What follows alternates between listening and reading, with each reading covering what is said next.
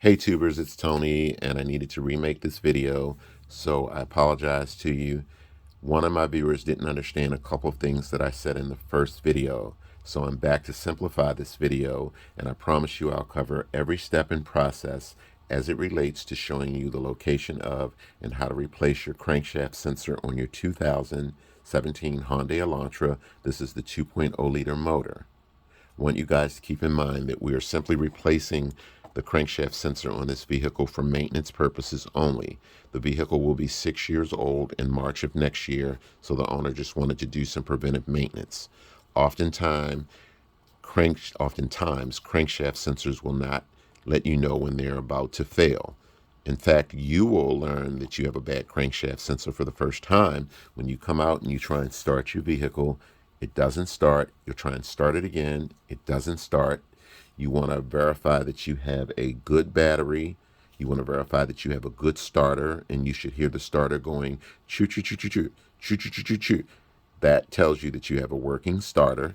You want to verify that you have fuel in your vehicle. If that's the case and these check out, you then want to get yourself a scan tool and scan your vehicle. More than likely, if you have a bad crank sensor, you will come up with code PO335, which simply means you need to purchase and replace your old crankshaft sensor, okay? What I want you guys to keep in mind also is there is my part number. It is the standard auto parts brand. Cost me $33 from rockauto.com. This sensor does not need to be reprogrammed or relearned, okay? You can Google relearned or reprogrammed crankshaft sensor via Google, and it will give you a description of what that means so that you have a better understanding. The first thing you want to do before starting this job, guys, is disconnect the black cable from your battery. It keeps you from shorting out other fuses. Then you want to jack up the driver's side of the vehicle and place it safely on a jack stand. You'll need a couple of tools to do this job successfully, guys. A 3/8 10mm socket, short driver, and a 3/8 ratchet. These are used to remove the 7 10mm retaining bolts that help hold the bottom cover on. So you just have to get down there and look for all 7 bolts and remove them. You'll need a flat blade screwdriver, guys. It is used to remove the 8 or 9 plastic retainer clips that help hold the bottom cover on. Just pop up the head of the clip, okay? See how it's down? Wedge your blade between there, pop it up, pull the head up, and the entire clip will come out. Remove all of the clips. I want you guys to pay attention to how the bottom cover is on. That's how you're going to put it back on when you're done. It goes back together in the reverse order that you use to take it apart. You're going to need one of these little picks, guys, okay? They're sold in a pack, come from Harbor Freight. And what is this used for? Your sensor on your vehicle, although this is not your bracket, but it's just like this. Your sensor will sit on its own little housing just like this, guys, okay? All right, just like that. To get it off, guys, you need to pluck something pointy into the back of this little hole right here, and I'll show you that later. And what you're doing is, when you do that, is you're pushing in this little tab right here, and then you can slide this connector up and away from the little holder, okay? That's how you get it off, okay? Another thing you'll need, guys, is a set of these pry bars. They come in a set of 4 from Harbor Freight. What is this used for? It is used to help you pluck the old sensor or pry it out of its housing, okay? I'll show you that a little bit later. Keep in mind, guys, if you are replacing your crankshaft sensor with a new one because it failed, before you stick that new crankshaft sensor back into its housing, take fresh motor oil and coat this O-ring seal and then put it in its housing. If you didn't put motor oil around that housing, guys, that O-ring seal would dry out prematurely due to excessive heat from the engine getting hot. You would start a leak and eventually destroy the new crankshaft sensor. The crankshaft sensor is retained by a 10mm bolt. Once I remove that bolt, guys, what I do is gently force the sensor up away from its hole. Careful not to damage the mating surface. And then I simply pry behind the sensor and pluck it out of its old housing. Okay? And then you can put your motor oil around the new one, put it in its housing, bolt it down. When you bolt it down, guys, don't go bonkers. Just make it nice and snug and then back off. So once you remove the bottom cover from the vehicle, guys, face the vehicle, you'll see your oil filter on your left. To the right of that will be your crankshaft sensor. Follow that electrical connector all the way up to where it's sitting on its housing. You can do one of two things. If your hands are small enough, guys, you can reach up there. The electrical connector has a tab that you just simply push inward and pull the electrical connector away from the sensor's connector, okay? To get to the point where you need to use this tool to stick in the back of the hole like this, you're going to need to remove the 10mm bracket bolt, and that will allow the bracket to then fall down, and then you can go behind it and then push in that hole to free the connector, okay? And I'll show you that a little bit later. So let's go out to the vehicle, guys. Just keep in mind, again, remember, everything you take apart as far as the bottom cover goes back together in the reverse order that you use to take it apart. I'm not going to really show you me taking the cover off. I know that one viewer didn't understand how to get the clips off, but now you understand that it's very simple, and I apologize for not showing you that earlier. So I'm going to run out to the vehicle right quick, show you where the sensor is, show you where the 10mm bracket bolt is, show you how to get the electrical connector off, show you how to push in the this little pointy pick from behind, and the rest is easy for the most part. So hold tight, let's go out to the vehicle. There are your 7 10mm bolts. That's what your cover looks like on top. Again, make sure you put it back in the reverse order that you used to take it apart. There is your oil filter. Right next to it is your crank sensor. Follow that connector all the way up top. And let's see if I can get you a good picture of it.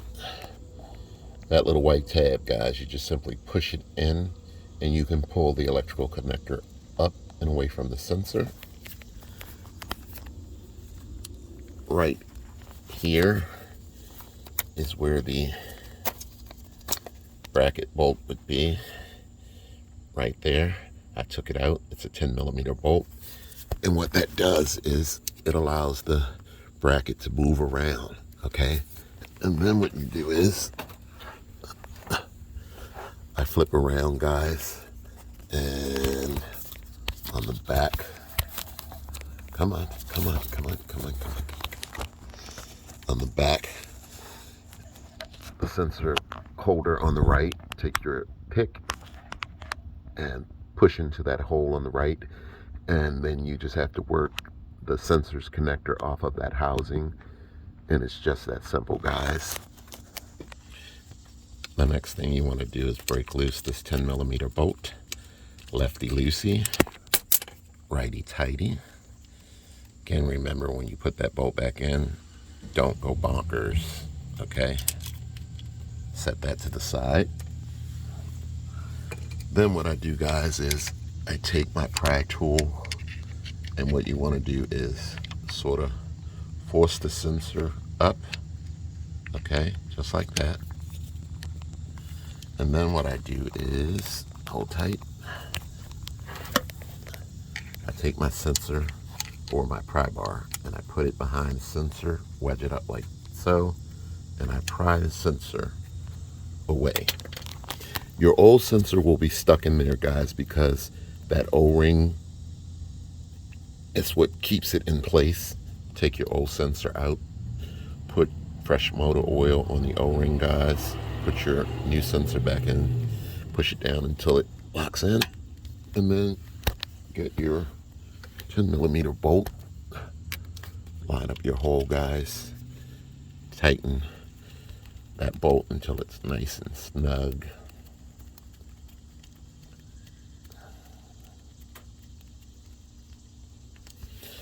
And again, you don't want to go bonkers on it, but you want to take your ratchet and socket and make sure it's nice and snug. Put your electrical connector back on. Put your bracket back on. So let me do that right quick. Okay, guys, and I wanted to show you why it's important to take loose that bracket bolt, because it allows you access to get up there and put the electrical connector back on. Okay, so put your electrical connector back on. Okay, pull it down until it locks in place, and then you can go and put that bracket bolt back in. Okay guys, so I'm putting that bracket bolt back in. You want to make sure, guys, that you don't go bonkers when you tighten this thing up. Just tighten it down till it's nice and snug. Oops. Want to tighten it down till it's nice and snug, guys. And once you start feeling resistance, you can back off.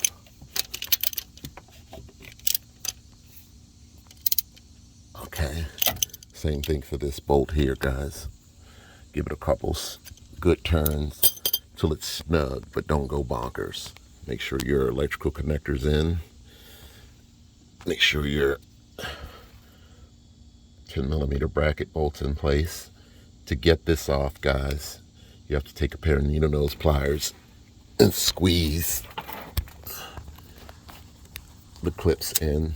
Okay, you have to squeeze the two sides in, but what I do is I take the bracket bolt loose, let this hang, and then I just take a pair of cutters and cut this, guys. The new sensor comes with its own clip that goes in here anyway, so don't waste your time with it. Just cut it and be done. And in the end, make sure your electrical connector is back in. Put your bracket bolt back in. Clip your clip right here into this little housing. Okay.